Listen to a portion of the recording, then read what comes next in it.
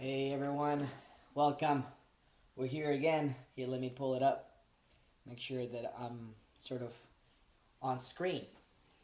Okay, we're gonna talk about something a lot of fun. Um, we always talk about very fun stuff, right? But we're starting to mix a lot of the things that we've been talking about. So, what is this about? It's about don't be left behind. Some of the things I'm going to talk about are going to sound self-serving, are going to sound like I'm promoting, what I'm doing specifically, but really it doesn't matter who you choose to go with and the different things, but it is important for you to know these concepts and to understand them and to apply them mostly. Now, what am I talking about? I'm talking about exponential technologies. I'm talking about things that will increasingly be more lopsided. We talked about 80-20 a while back, and we were talking about how, for example, 80% of the results that you get are roughly from 20% of the effort you make. In the internet, this translates into the guys that are winning big, and the guys that are losing big. It's very easy to be number one in the internet, and very, very, very, very, very difficult to survive as number two, number three. Now, there are ways around that. There are tricks, right, around that. But the principle, the physical principle of leverage remains roughly the same. And so this is a very important concept for us to understand, okay? You guys like my business plan? This is a business that I'm launching, and so this is my mind map slash brainstorm slash business plan. So you guys get a sneak peek, although you probably don't understand anything in here, right? So, but let's talk about these things, and why are we talking about exponential technologies? Like, we're not futurists. We don't really care, and the truth of the matter is that we should care, because ever since we started going down the path of digitalization, and ever since we started going down the path of basically building everything around computational power, we are subject to computational power rules. Okay, so there's this guy. His name is Peter Diamandis. You guys, some of you might know him. I've talked to him about him before, but basically he describes this process he calls the 6 Ds of exponential technologies. And exponential technologies are technologies that are not growing linearly. Linear growth looks like this on a chart, right? Exponential growth looks like this on a chart, okay? So maybe even closer, sharper. So what happens is, Moore's law is just one of the factors, but we know that computational power basically doubles every 12 to 24 months and stays around the same price. And this has been going on for over 50 years. So we know that this is true. And this is important because talking about the 6 Ds of exponential growth, the first D, of course, is digitalization. Okay? So when we digitalize something, right? And digitalize means, going to digits, right? Zeros and ones. Ones and zeros. Binary. Computers. And so, once you do that, you're going to be subject to exponential growth. Why? Because computational power grows exponentially. We use advanced computers to build the next generation of advanced computers in AI, artificial intelligence, and then we'll use that to build the next, and then so on and so forth. And it grows at an exponential rate, not a linear rate.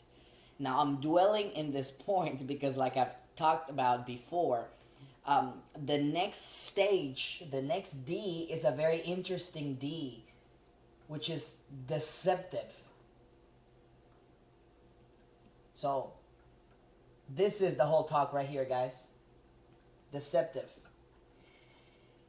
The growth is minimal, or it's somewhat kind of like linear at the beginning. And so you might think, well, yeah, that's not a big deal, right? When I think when Kodak first invented, yes, Kodak invented the digital camera, believe it or not, which they rejected and they didn't go with, and that's why they're broke. When it was like a point 0.1 megapixel camera or something, or it's like a 0.01, and so like it was like a toy. I mean, nothing compared to like the nice pictures that you could print at the time. Why would anybody want to do that? But again, they didn't take advantage of this 0.01 or 0.001 will become into 0.002, and then 0.004 and 8 and 0.016, and then it will, pretty soon you're going to have a very high resolution. But the first stage is deception. At first it seems like this doesn't really work that well, and I don't think it will make that much of a change. Okay, so let's bring it back to something that's a little more close to home for us. Okay, so what is close to home to me, for example, is digital. This is what we call it, digital marketing, which is advertising online. So once we digitalize something, now we're subject to exponential rules. That's it. And this will have an exponential growth. Now, I meet so many people who still don't have a website, or if they do, is not even mobile optimized, or not really a good website. And then that's like a really baby step. I mean, it's 2016. Really, we should have gone over that already. But they still cling to these old ways of doing business. And why do they do that? Well, somebody was putting a post on the personal touch, and how if you do a good work, if you have a personal touch with people, you'll be fine. In other words, if you don't need any kind of advertising, you don't. To a certain degree, I understand, and personalization will always be more effective. When you can treat people one-on-one, that's always good. But when you do that and you don't leverage it, right? When you don't use that that income, that energy to get you to promote a little more and a little more and a little more, I'm telling you guys, this lopsidedness is it's going to be increasingly great with digitalization, with exponential technologies. In other words, the gap between the number one, the guy that's dominating, and everybody else is going to get bigger, and it's very hard to be, number 3, number 4, number 5, number 6 in a particular market. It's very difficult to hang on, to be like at the bottom of the table looking, for any little scrap that drops by. You don't need to do that. You don't need to do that. And I'm going to show you how that is. Now, I could probably go on in this talk forever, because this is a subject that I talk about all the time. But it's important for you guys to understand that really the core of the talk is that, sure, we digitalize marketing in this case. We are advertising on Google. We're advertising on Facebook. Let me give you a good tip for some of you. The hottest channel that will take place, the next thing is Pinterest. And you guys, mark my words on that. You're going to be like, oh, I heard Gabe talk about that back in November of 2016. And it's going to be huge, especially for businesses that are that their main market is women, and that's going to be huge. So selling to women is always more complicated, a lot harder than selling to men. We're pretty easy. So, but let's talk about this for a sec, because this is nothing new. right? You might think to yourself, well, this is nothing new. This is, we've been advertising in Google, Google AdWords, since like 2001 or something, and then Facebook. Yeah, Facebook, they released their platform. I think it was something like, 2011 or 12 or something like that. And so you might think, well, this is nothing new. I can tell you what is new. What is new is that we went through this process of digitalization, and we've gone through a pretty good chunk of time of deception. So a lot of these channels, and you might know people, and you might yourself feel this way. And I talk to people all the time. I was talking to people, and this is why I'm talking about this. I was talking to 2 or 3 prospects this week, and they were like, "Oh, that doesn't work. Oh no, that's not how it works." Where were they? Where are they? They're still there. But what is the next D? I'll share with you the next D. The next D is called disruptive. Okay? The next stage is disruption. What is disruption? When your whole business model gets taken out. Ask Kodak what disruption is. Ask Blockbuster what disruption is. This is what we're talking about. I mean, they had all the tools to be the next Instagram, to be the next Netflix in the case of Kodak and Blockbuster, respectively. Ask Nokia what disruption is. This is the kind of thing that, and why is this the case? Because exponential growth is non-linear. It's counterintuitive, guys. This will sneak up on you like you have no idea.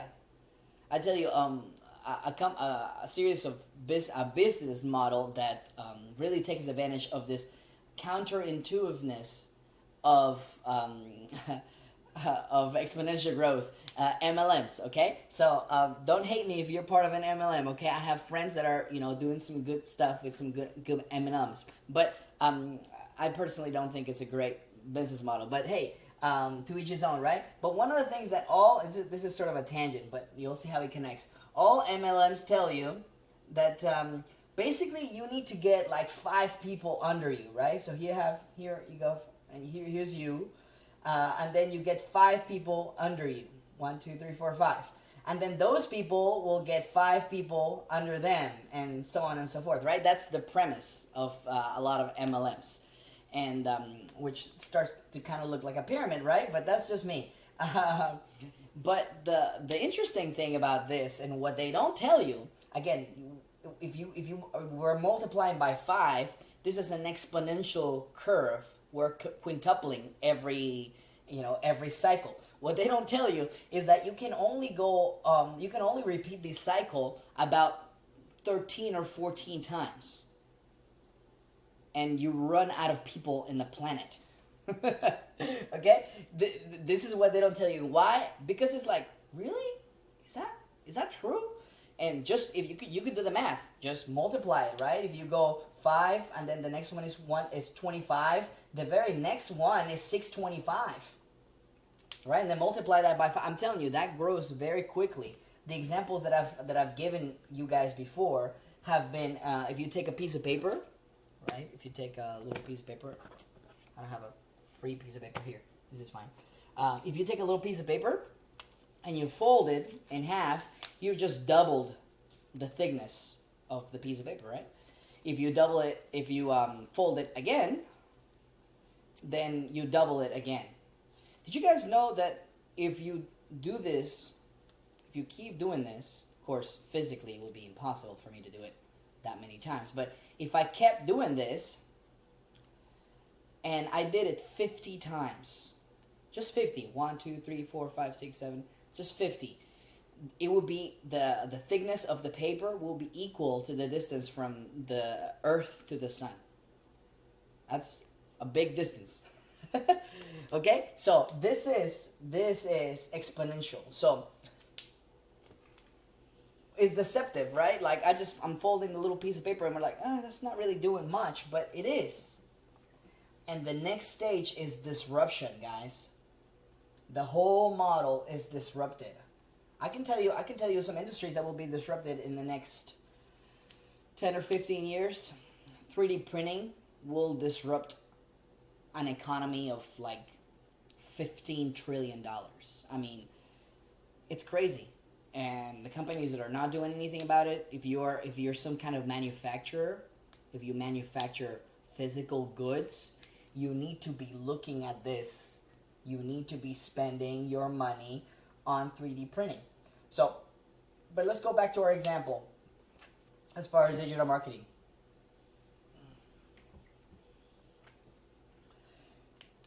Whatever, this is the way that we're going to be reaching our customers, guys, and that our customers are reaching us.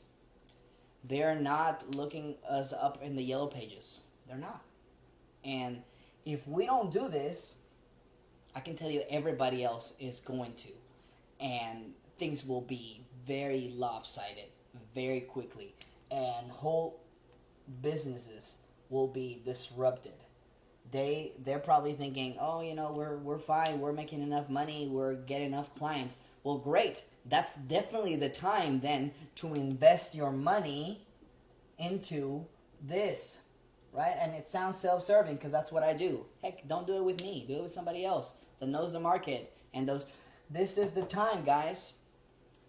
It's not later. Blockbuster tried it later, but he was too late. It was too late. And so this is very important because the next one is disruptive. After we disrupt, and I'm not going to go over all the 6Ds because then we'll take too much time. But after we disrupt, we have some very interesting things that are happening here. But basically what happens is we demonetize. We demonetize what happens, okay? So just think about what happened to the music industry. When was the last time you guys bought music? A CD, a record. Now, I haven't met very many people that do that, even musicians. I know quite a few because I was a musician for a long time. So, and I ask them this question all the time. When was the last time you bought music? And they're like, I don't know. Why? Because this music got digitalized. And then there was a period of deception, a period of, well, is this really the way it's gonna be? I don't know. Some people fighting, back in the day, Metallica filed a big lawsuit against Napster and everything. But really, it just came and disrupted the whole model and then demonetized it. It's very hard to find music that you can't just, you can't get just by downloading, just searching on the internet, right? Because it went through the whole process. But I'm telling you guys, things like, 3D printing will make so many things available. Things like artificial intelligence will get to the point that, all these books, all the stuff that you see. Oh, by the way, this is a great one that I just got. Looking forward to. This is Dr. Sharon Molam. He's a geneticist, and he's a really important geneticist in the field of epigenetics and just very cutting edge stuff. And I'm very looking forward to this. The DNA Restart. He just released it in September, I think. It's a great one. So all this stuff, guys, it won't be important. It won't matter. Why? Because all the information will be available to us. Really, all the information is available to us. I mean, just think about it. What is the thing that you cannot find out right now? The problem right now actually is that we're a little bit drowning on that information, right? So be thinking about this, guys. If you have a business and you're not in this, if you don't have a website that is solid, and if you guys have any questions, contact me. I'm doing some offers on some analysis because there's no information or very hard to find good information on this. Because I can tell you right now exactly why. Because this is like very complicated, and it takes like a special kind of person to like do it, like a very techie kind of person. So, but most people who are like really techie, they're not very good salesmen or like marketers. So it's just hard to find that. Usually you're talking to a salesman who doesn't really understand the process. But then it's hard to find those that are really understanding what's going on behind the scenes because they don't really want to talk to you. They just want to work on their computer. So this is the thing. But if you guys have a business and you're not, and everybody, again, deceptive, right? Deceptive. Oh yeah, I do that. Oh yeah. Oh, I got it. Oh, I already do it. It's no problem. I don't need anybody's help. I'm good. I'm telling you. Oh, I have a website. Yeah, that's fine. And it's like, do you know that there are different kinds of websites, right? You can get a website that's free, but is that really the way to go? Have you ever thought about, well, how do these free website people make money? Have you thought about that? You get what you pay for. So definitely get yourself a nice WordPress site that it won't be an arm and a leg, but it'll be a good significant. I had a prospect I was talking to. I think it's Matt is his name, and I was telling him about this, and he was like, "Oh yeah, I went really cheap with a website before, and I'm not doing that again because blah blah blah." He really understood that you don't want to have to make those mistakes. You won't have time, guys. Pretty soon things will get disrupted, and you will be out of there. You will be out of there, and I'm so sorry to say this, but it is so true. People who don't know this and who don't take action on these things, especially when they have the cash flow, right? If like there's technologies right now that are even better and improving what I'm already doing. So guess where I'm spending my time, and guess where I'm spending my money? Exactly there, right? There's a big data science conference I'm going to in December in California. And this is talking about deep learning and artificial intelligence, because that's the way things are going to go. And I can sit here and cry and all I want and say I don't like it and I'm a romantic, but that's the way things are gonna go. So especially if you have the cash flow for it, and even if you don't have the cash flow, here's something you could do. This is something revolutionary, but you should definitely invest, even if you get into debt. Why? Because that's what debt is for. Is to give you leverage. All right, we're gonna talk about the points of leverage, the sources of leverage, maybe next time, or because that's a very important talk. But this talk is basically just the key points to take away. If you didn't have time to, or if you don't have time to watch the whole thing and you're just joining me, basically we want to be on these digital platforms. Even though at first they seem deceptively like they don't work as well. I had a guy who told me, "Oh no, Facebook doesn't work, Gabe," and I understand. I understand where he's coming from, what his mind is. But again, his mind is still in deception. Right now, guys, people are making millions on Facebook, and I don't mean Mark Zuckerberg. Of course, he is too, but because it's just ripe enough. And then pretty soon it would have been taken off. And the question is, did you get on the train? Did you get on the bus? Were you promoting your business? Do you have some solid presence there? Because guys, a business that doesn't have a solid presence there, a solid use of this digital marketing, is a business that is not trusted. It's a business that is like, I don't know about this. And so you need to overcome these things by being personable and by going meeting people, and sure, people will like you, and then maybe you'll be fortunate enough to get some business. But this is so important to start using those levers. If you have to start, I started that way. I started asking people, hey, what are you doing, and getting into a relationship with them and then trusting them. But really, all this is to give me some cash flow so I can invest in something that will give me more, because I need to be out there. I need to have more leverage. I need to be able to do more with less. It's not about ripping people off, or it's not about any of those things. It's not about tricking people or deceiving people. It's about using the tools at your disposal and using the tools that everybody is using to find you to be there. And this is very important, all right? So don't be deceived into thinking that things are not going to change. Don't be deceived, because then you will be disrupted, and I don't want this to happen to you, okay? You guys have a good one. I don't know if I'm going to stay. If there's a lot of people, I don't know. I might stay for a Q&A. If not, I just have a lot of stuff to do. So nice talking to you guys. I get a lot of messages and a lot of comments and stuff, so I appreciate y'all. And I hope you guys got some more benefit out of this. Definitely take action, okay? So don't be disrupted.